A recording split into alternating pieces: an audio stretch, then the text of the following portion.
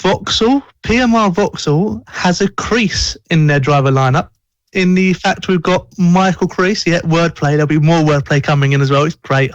Couldn't resist. Mike, obviously you follow touring cars. This is quite a big signing for PMR Vauxhall. Yeah, it's a great signing. I don't think we've seen Creasy at his fastest yet, and hopefully it should be some good machinery for him to really show what he can do. And I mean, it's just great to have him on the grid, because I don't know if I've ever seen a more sort of jovial, down-to-earth driver involved in top-tier motorsport. You know, he's a great character to have around, and as I say, I think there's more to come from him. Yeah, and obviously, Connor, the PMR Vauxhall, we suspected it would be a Plato and Jackson lineup from the 2020 Touring Car Series that never happened. It's now not going to be Plato Jackson. But do you think it could be Plato Crees for the 2022 BTCC? Or do you reckon Plato, given the fact that he's nearly 100, maybe he should eventually step away from British touring cars? Well, I think we had this discussion 2 weeks ago, Josh, when we were talking about our predicted lineups for the PMR season. It's great to have Creasy back in the sport, although that does suggest, at least in my books, that their second driver is going to be, let's say, the one paying the bills, as it were. So that might be another season of Jason Plato, and honestly, I would not bet against it, but there has to come a point, and I think last season proved more than anything that Plato is not the driver that we all imagined him to be before. So unless PMR is really just prepared to effectively have this as a learning year and develop the car in the background for a 2023 campaign, I can't see Plato as the way forward that they want to be going, especially if they want to continue to move up the grid, as they were at least alluding to slightly last year, let's say. I mean, Mike, obviously, because you race, you know what development means to get your car ready for the championship. Vauxhall are the only team yet to test their car, because they've been keeping Crees behind the press, so we say, so no one knew about him until just now.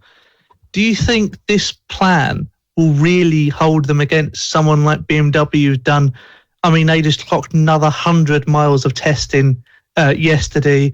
We've got Team Hard that seem to be testing every day. You know, teams like that who seem to be going out every day and testing. Vauxhall aren't. Do you think that's going to hold them back? It's an odd one, especially with the new powertrains. You would think that the teams would be doing everything they can to get absolutely every inch of mileage under those tyres. I'm not sure why they would not be seeking to do that. You know, even if it comes to just putting a driver in the car to get to that test, you know, who may not be in the ultimate race seat. You would think with the new powertrains, you'd think that they'd be out there. It's a bit of an odd one.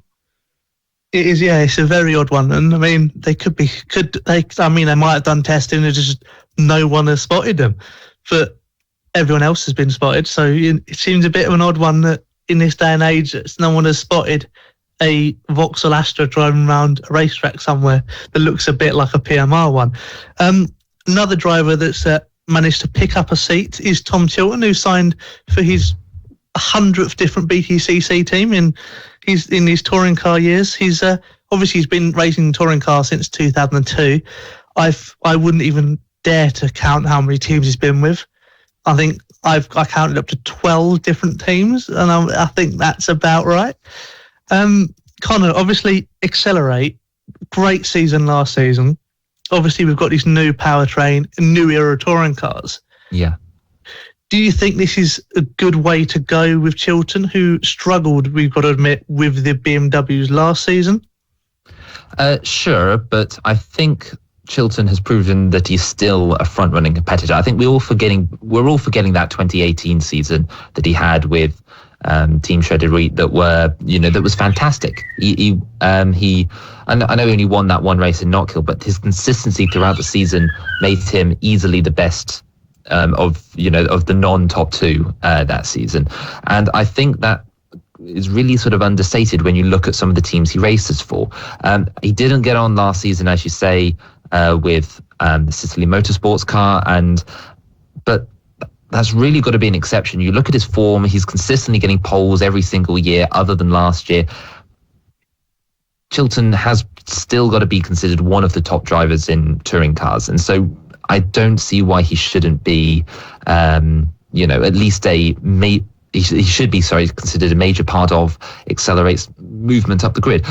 I will say they have been a little disappointing in losing perhaps some of the talent that I expected Accelerate to keep, but they still have Tom Ingram, and I think that is the major point, which is a lot of the focus will be on whether Tingram can fight for the challenge and fight for the title this year. And with someone like Chilton there supporting him in the background, I think that will be a very handy handy driver to have on board, along with Dan Lloyd, because both of them are very experienced drivers. And I think that's the other point, which is, as I'm sure Mike knows, the more you get on with the car, the more you learn about it. And Chilton knows, as you've mentioned, about every car on this grid. He's driven for every car on this grid. And as we're going into a new era, you want a driver who is quick to adapt, is quick to change, and who knows how to get the best out of a car in a very short amount of time. And I think Chilton will be a good benchmark, at least, for Ingram and the whole team to see how they're getting on compared to the field. Yeah, definitely. I mean, you were saying about Chilton's adaptability and all this. Last year, obviously, he was with rear-wheel drive BMW, his first rear-wheel drive team in his career.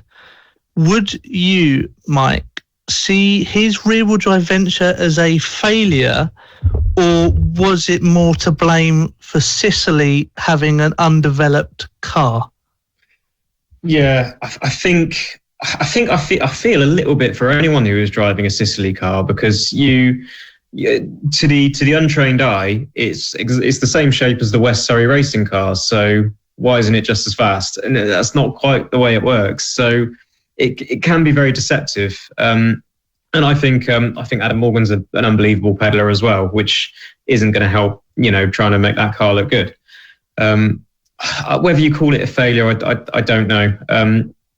I mean, he went in and gave it a good crack, but I don't know if, especially as you say, in his first time giving it a go, if it was ever going to get up there. It's a big ask.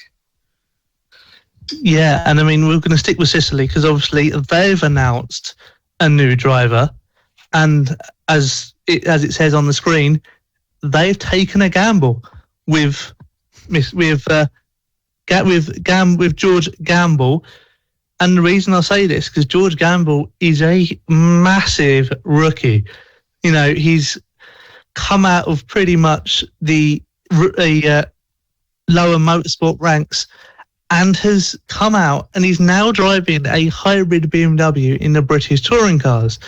Connor, I don't know if you know any more about George Gamble.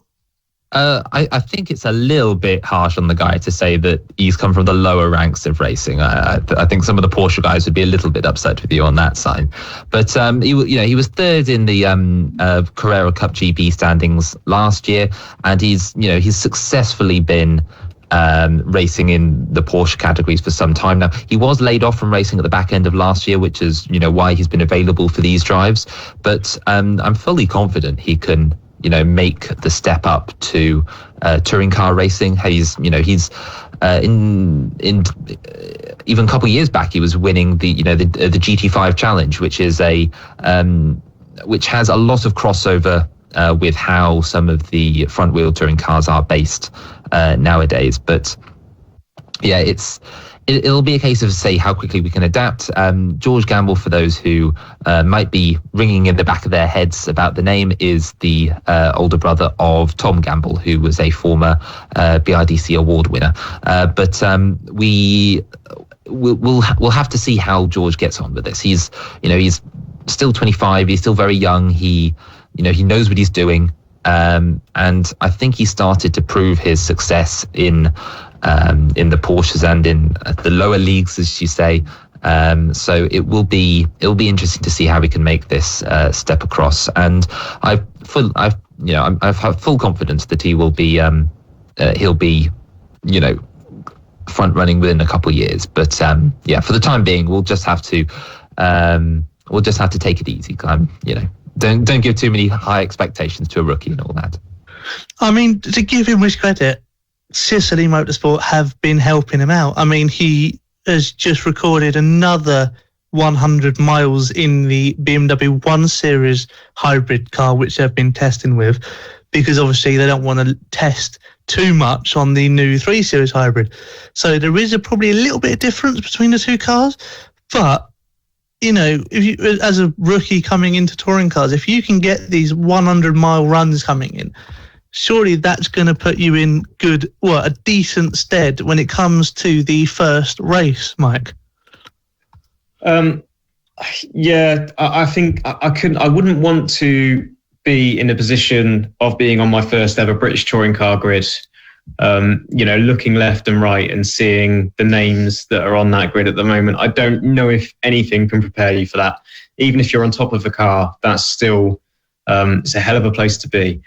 So, it'll help him. The test mileage will definitely help him. And I think the more accustomed you are to the car, the better you're able to cope with high pressure situations. But without ever having stepped on that grid before, it's definitely still a lot of pressure to do your first race in a British touring car, especially at the moment. I think we don't have a particularly slow crop of drivers at the moment. I think the British touring cars is not an easy place to be currently. But he's got a good pedigree, so I'm interested to see what he can do. No, I mean, I think last year there were times when qualifying was top 15 cars were separated by about an 8/10 of a second. It's ridiculously competitive, and this season I don't think is going to be any different. I think if possible it will even be closer, because they've all started from scratch. These teams have obviously basically put these powertrains in cars that have already been racing in touring cars, so they're not new cars, so they know the cars really well. And I think this is just going to, and the driving list of people coming in and joining up on the list is just ridiculous. I mean, as I said, we've got Michael Crees, we've got John Chilton, we've got Shedden and that, who knows, Neil could join in and take on Plato, Neil versus Plato, Mark 100, it's that sort of thing. You've been hyping that up for too many weeks now, Josh. Well, I'm begging it to happen. I mean, it's a case of, as an empty Honda seat, you've got to put Neil in it for one last ride. Name it, the Plato versus Neil, one last fight, it's just perfect. But, as a rookie, as you're saying, on the grid and you're lining up with these names, and Team Dynamics, Team BMW, factory teams lining up. You're driving an independent, but sort of a factory car.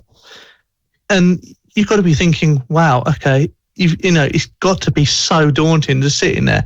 So let's see how he goes.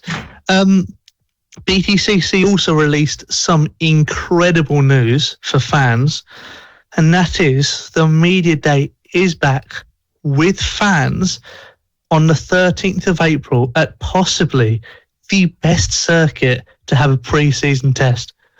When you think of all the circuits in Britain, a pre-season test circuit as Thruxton, that is basically a car-killing circuit. I mean, Mike, I'm guessing you've driven around it a few times. What's your thoughts on this circuit? Thruxton's just fabulous. It is.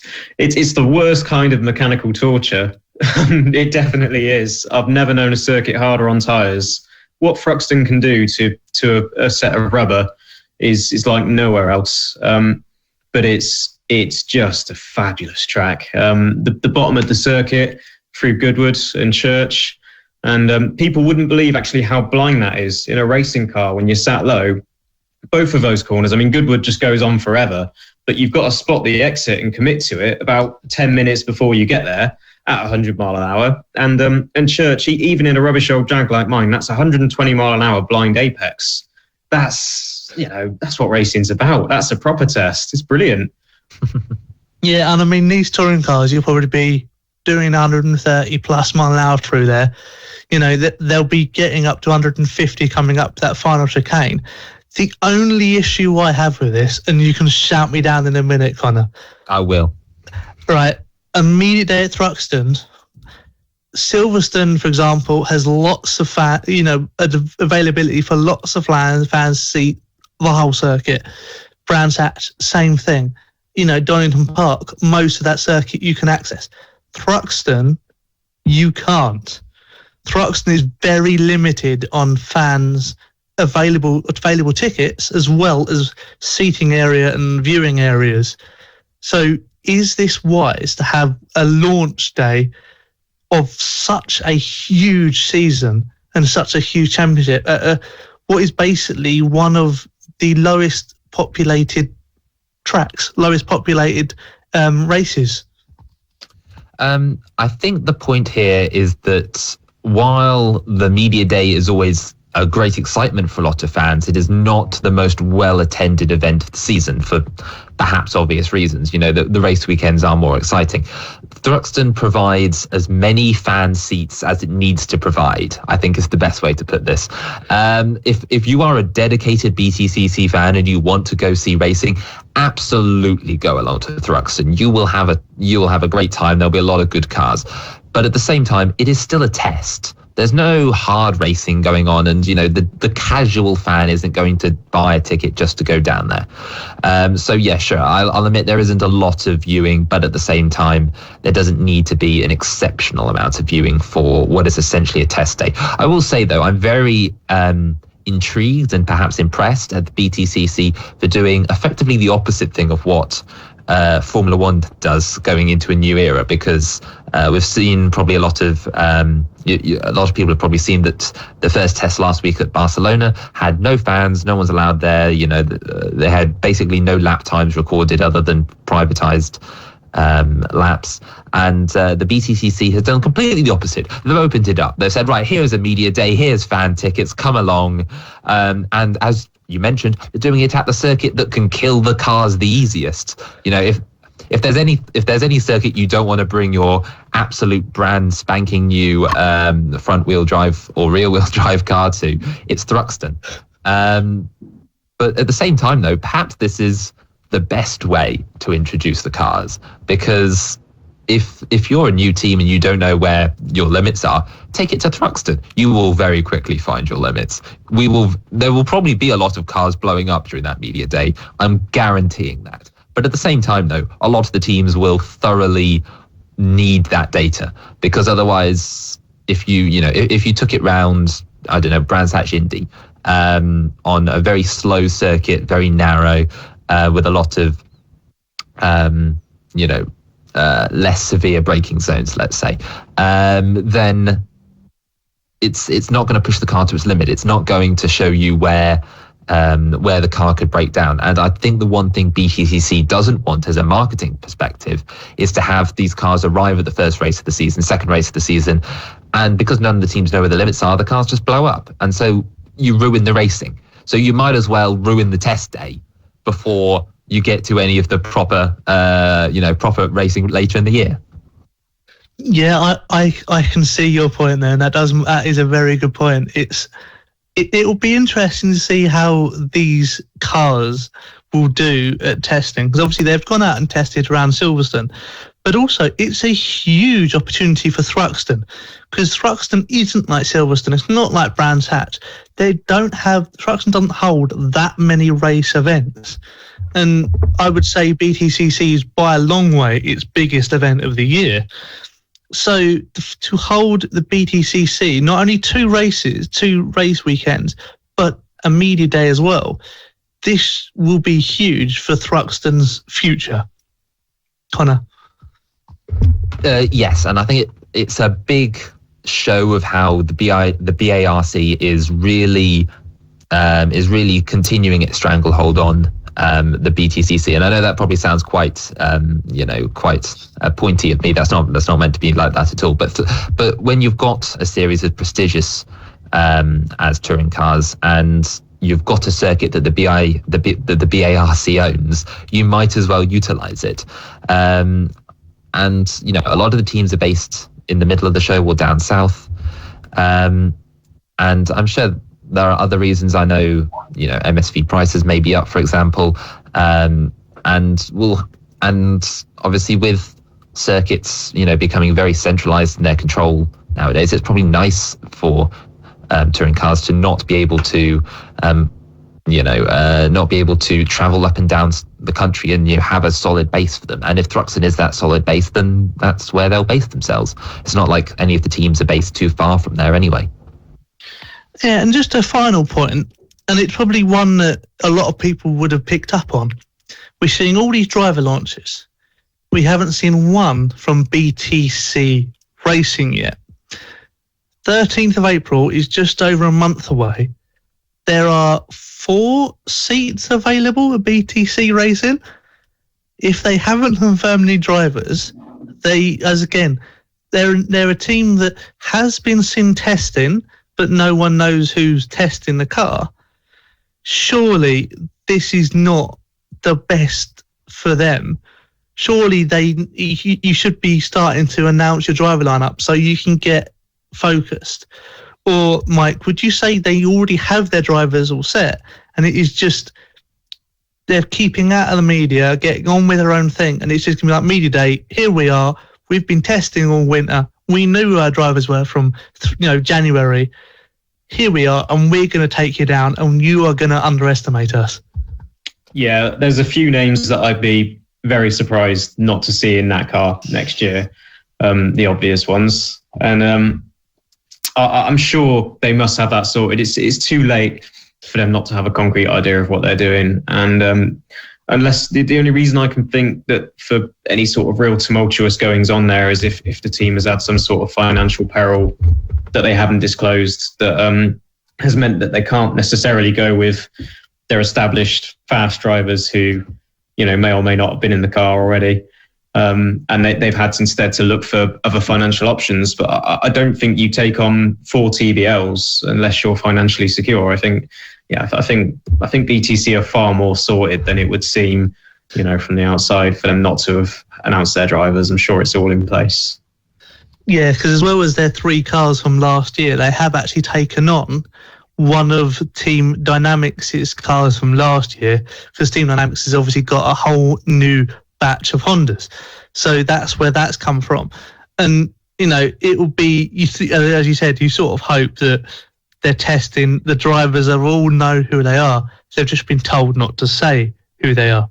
Even though you'd expect Josh Cook would be in there somewhere, Senna Proctor you'd expect to be in there somewhere, I'd expect Jade Edwards to be in there somewhere, and then a 4th driver, whether it be a mini challenge driver coming up, Jeanette Junior driver coming up, or whether it would be another touring car driver coming out of nowhere. Who knows? Jason Plato might turn up in Honda, which will really throw everything we've just said completely out the window. Well, it is a Honda. Yeah, and that would be interesting, wouldn't it? Neil versus Plato, both driving Team Dynamics built Hondas. That would be very interesting. But